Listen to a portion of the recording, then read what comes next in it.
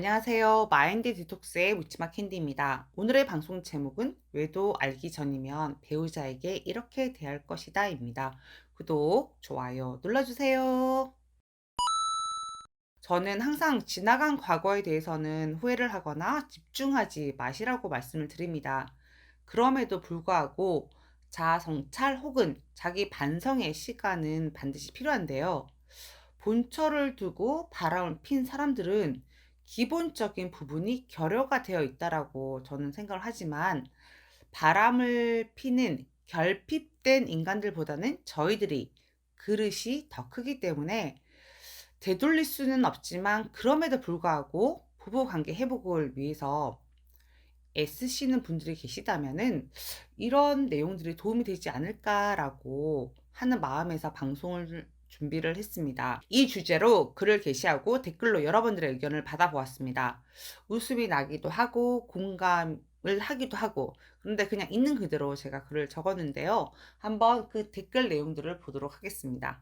첫 번째, 똑같이 대했을 것이다. 왜냐하면 다 의미 없다라고 생각합니다. 나는 그렇게 노력을 하다가 결국 지쳤을 것이고, 결국 같은 상황에 직면을 하면 바람을 필 놈은 결국 폈을 테니까요. 약간 염세주의자 같은 느낌이 나는데, 정말로 극강의 아픔을 겪었기 때문에 이런 내용을 쓰지 않았나라는 생각을 합니다. 두 번째, 나 자신에게 좀 더 관심을 가져줄 것이다. 나는 대충 입고 걸치고 다녔고 남편과 아이들에게만 신경을 썼었다. 제가 누누이 말씀드리는 게 나 자신을 사랑해라. 나를 사랑하면은 나한테 먼저 챙겨주고 그 다음에 타인을 챙겨주게 되는데, 우리가 보통 아내분들이 남편하고 애들한테만 신경 쓰고 본인은 정작 챙기지 못한 경우가 많았었거든요. 좋은 반성 같습니다. 세 번째, 남편의 말에 좀 더 귀를 기울이고 더 잘 들어주었을 것 같아요. 오구오구도 해주고 그 외에도 음 근데 제가 다시 돌아가도 바뀌지는 않을 것 같아요. 진심인 거죠. 사람 안 바뀝니다. 네 번째, 내 돈, 피 같은 내 돈, 내 돈을 남편에게 내놓지 않았을 텐데 그 생각이 듭니다. 그리고 참지만 말고 나의 속 이야기를 솔직하게 말했을 것 같아요. 이 아내분 같은 경우에는 남편을 너무 사랑했기에 뭐 네 돈, 내 돈 이런 생각을 하지 않고 본인이 가지고 있는 돈을 다 썼는데, 그런 돈을 가지고 남편의 바람을 폈기 때문에 후회하는 게 아닌가라는 생각을 합니다. 다섯 번째, 참지만 말고 배려하지만 말고 내가 할 말을 다 하고 살았을 것 같아요. 남편을 스승님 모시듯이 살았고 너무 배려했습니다. 그러니까 어떤 상황이든지 투머치는 안 좋은 거죠. 너무 믿고 너무 배려하고 너무 잘해주고 내가 희생하고. 항상 말하죠. 가장 아껴줘야 할 최우선 순위는 바로 나 자신이다. 남편을 스승 모시듯이는데 그 남편이 바람이 났다. 뭐 어떻게 살 수 있을까요? 있죠. 근데 너무 힘들 것 같습니다. 여섯 번째, 되돌아가서 나 자신을 어떻게 바꾸는 게 그 새끼의 의도와 무슨 상관일까 싶습니다. 필론필입니다. 이 댓글이 되게 무서운데요. 제가 이런 말 가끔 하거든요. 여러분들이 아니더라도 그냥 바람 폈을 새끼입니다. 이런 경우에는 결핍이 되게 많은 경우이고요. 뭐 어떤 유형, 어떤 여자, 어떤 외모 상관없습니다. 그냥 그 사람들은 바람을 필 수밖에 없는 유형들입니다. 일곱 번째, 저는 바뀔 겁니다. 겁나 이기적으로 내 거 챙기고 나 좋은 거 먹고 예전처럼 그렇게 바보같이 헌신하며 살지 않을 겁니다. 그리고 남편에게 여우처럼 굴 거예요. 힘들다, 아프다, 콧소리를 하고 아름다운 백지처럼 살 겁니다. 나를 돌아보며 내 감정에 집중할 겁니다. 지금의 저처럼요. 되게 슬픈데 그 앞에 언급한 내용이 상간녀가 잘하는 것들이거든요. 여우처럼 군다는 거. 그러니까 우리가 여우처럼 굴지 않았는데 그 진심을 몰라준 남편들이 있었던 거죠. 그리고 그 새끼들이 바람을 폈다는 겁니다. 여덟 번째, 절대로 무엇이든 배우자 명의로 안 해줄 겁니다. 굉장히 현실적인 내용이죠. 여러분들 뭐 배우자를 믿고 끝까지 갈 거니까라는 생각에 명의 뭐 다 넘겨주고 하시는데요. 내가 벌지 않은 거를 4 명이로 하는 거는 괜찮고 4 명이로 하지 않아도 괜찮아요. 근데 내가 진짜 열심히 했는데 배우자 명의로 해 줬는데 그 새끼가 바람이 났다. 진짜 빡치는 경우라고 생각을 합니다. 아홉 번째, 남편의 이야기를 더 잘 들어주고 공감해 주면서 제 의견도 말했을 것 같아요. 그리고 남편에게 먼저 심리 상담을 받겠을 겁니다. 그런데 남편이 안 갔겠죠? 왜냐? 비정상인이니까요. 그리고 지금처럼 회복 안 할 겁니다. 되돌아간다면 바람 발각과 함께 이혼합니다. 이게 바로 회복입니다.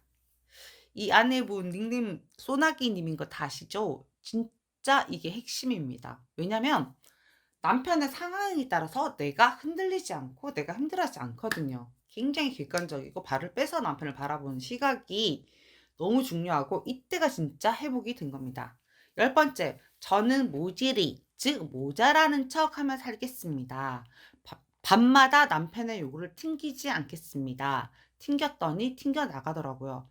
죄송한데 저는 사실 남편이 저한테 요구를 안 했어요. 제가 요구를 했었죠. 근데 어 상담을 하다 보니까 부부 생활의 핵심은 음 진짜 섹스더라고요. 섹스를 잘하고 못하고 이런 게 중요한 게 아니라 그냥 합법적으로 너와 나는 공식적으로 우리 둘만 하는 걸로 한 게 혼인이고, 그리고 불륜도 섹스가 포함이 되지 않을 수가 없는 게 그냥 섹스가 잘 맞으면 오래 가더라고요. 이게 좀 부럽습니다. 이 10 번의 아내는 튕기기라도 했었죠. 11 번째, 저는 무조건 희생하지 않고 부부는 일심동체라는 따위의 생각은 버리고 어떤 영역에서도 내 남편을 내 식대로 통제하려 하지 않겠습니다. 남편을 개별적인 인격체로 존중하며 징징거리는 만연체의 대를 하지 않겠습니다. 요구사항은 분명하게 말하고 안 되는 것은 깔끔하게 포기하겠습니다. 나의 삶을 더 사랑하고 외모를 더 가꾸고 아끼며 살겠습니다. 내가 이렇게 산다고 한들 필름은 피겠지만 내 마음에서 그 사건을 받아들이고 인정하고 대처하는 것에 훨씬 더 소홀하지 않을까라고 생각합니다. 이 아내분은 득도입니다. 맞는 말씀 맞고요. 제가 지금 한 생각과 거의 유사합니다. 12번째, 저는 300% 남편을 믿지 않을 겁니다. 개새끼. 이건 300% 이상 남편을 믿었다는 거죠. 13번째, 다시 돌아간다고 해도 많이 바뀌지 않을 것 같아요. 좀 더 나 자신 위주로 남편에게 질질 끌려다니지 않을 것 같습니다. 14번째, 다 퍼주지 않을 것이며 싸울 일이 생긴다면 반드시 싸울 것이고 개인적인 프라이버시 따위는 지켜주지 않을 겁니다. 이 아내분은 진짜 많이 음 참고 남편의 개인적인 부분을 용서를 해 줬다는 건데요. 제가 상담을 하면서 느끼는 건 뭐냐면 부부는 항상 같이 다녀야 된다. 초상집이든 운동을 하든 밥을 먹든 외식을 하든 부부는 일심동체여야 한다는 거죠. 심은 모르겠는데 동체 같이 다녀야 됩니다. 15번째, 그동안 너무 잘해줬다. 내 시간을 가져볼 걸. 좀 더 저항해 볼 걸. 약간 운동권처럼 들리는데 저항해 본다라는 말은 반항을 칠 걸, 내 의사를 더 분명하게 할 걸, 이런 말이 있거든요. 저는 이렇게 생각해요. 건강한 부부는 싸운다. 싸우지 않으면 한쪽이 병들어 있거나 멍들어 있다라고 생각을 하거든요. 건강하면 끊임없이 내 의견을 피력을 하고 거기서 약간 수정할 게 있다면 고치고, 이게 진짜 건강한 부부라고 생각을 합니다. 16번째, 나와 내 가족들의 감성에 조금 더 귀를 기울여 주고 싶어요. 무작정 앞만 보고 다 끌려가려 하지 않고 한 번씩 쉬어가며 농담도 하고 웃어주고, 언젠가는 한 번은 닥칠 일이라고 예견하고, 그래도 짧은 기간 외도로 실수로만 끝낼 수 있도록 많은 시간을 험하게 보내지 않고 더 많은 시간을 함께하고 싶어요. 이 아내분 되게 매력적입니다. 내용이 절제되어 있고 되게 함축적이네요. 17번째, 스님 만들지 않고 다 내어 드리리. 나 그대에게 다 드리리.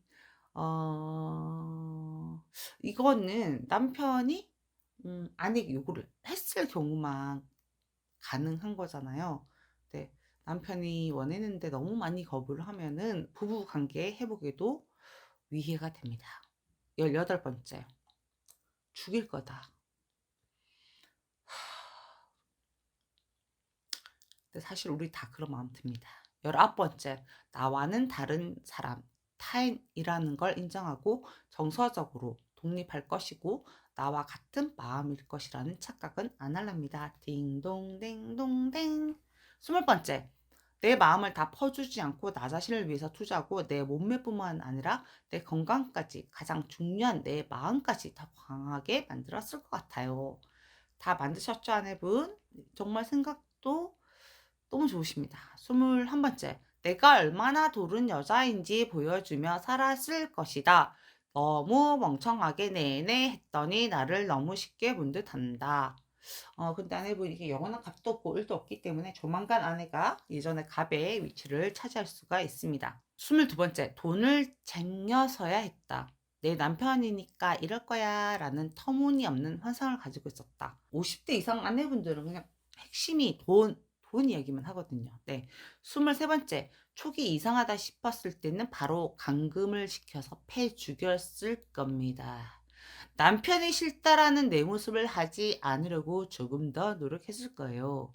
침대에서 자기 전에 이런저런 이야기를 도란도란 했을 것 같습니다.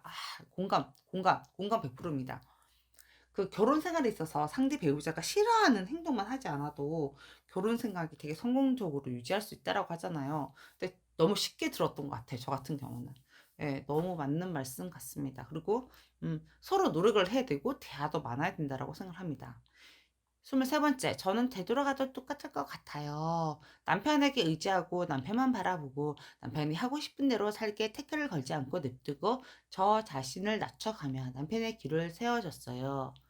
틀렸죠. 내가 제일 중요합니다. 24번째, 더 조이고 더 드자비하고 더 가스라이팅 할 걸. 숨 못 쉬게 그냥 목 졸라버릴 걸. 굉장히 잔인하시네요. 아직도 아내분은 남편을 사랑하는 걸로 판명이 됩니다. 25번째, 뭔 짓을 해도 결과가 같았을 것 같아요. 결국 그런 인간이었으니까요. 인정합니다. 26번째, 저도 서툴렀지만 저는 잘못한 게 없어요. 그럼에도 후회되는 건 더 사랑해주고 더 잘해주려고 했던 것 같아요. 딩동댕 적당권. He's not your brother. He's not your daddy. 남편은 오빠여도 아빠도 아닙니다. 다르다고 생각을 하셔야 됩니다. 27번째. 남편의 프라이버시를 너무 존중해줬고 그게 교양인 줄 알았어요. 독박 육아를 하지 않고 남편의 등에 아이를 엎혀서 일요일에도 출근을 시키겠어요. 네, 교양이 아니라 무지함이었다라고 그리고 무심했다라고 생각을 하셔야 될 것 같습니다. 28번째, 아기 갔는데 집중하지 않고 계속 직장을 다닐 것이고 혼자 남편을 해외에 보내지 않았을 것 같아요.